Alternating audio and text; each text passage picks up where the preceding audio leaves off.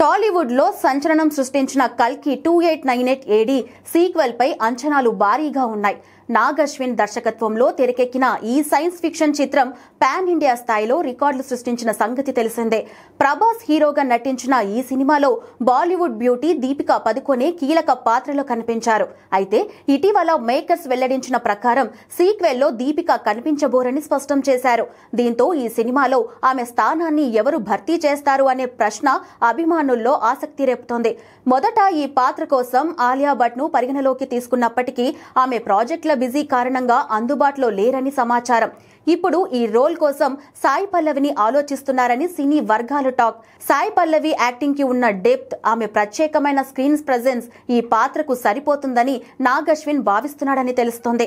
మరి నాగ్ అశ్విన్ నిజంగానే సాయి పల్లవిని ఈ పాత్ర కోసం అప్రోచ్ అవుతాడా? సాయి పల్లవి ఈ ప్రతిష్టాత్మక ప్రాజెక్ట్ కు గ్రీన్ సిగ్నల్ ఇస్తుందా అన్నది ఇప్పుడు హాట్ టాపిక్ గా మారింది. ఇప్పటికే సోషల్ మీడియాలో ఫ్యాన్స్ ఈ కాంబినేషన్ పై ఆసక్తిగా చర్చించుకుంటున్నారు. అధికారిక ప్రకటన వచ్చే వరకు మాత్రం సస్పెన్స్ కొనసాగనుంది.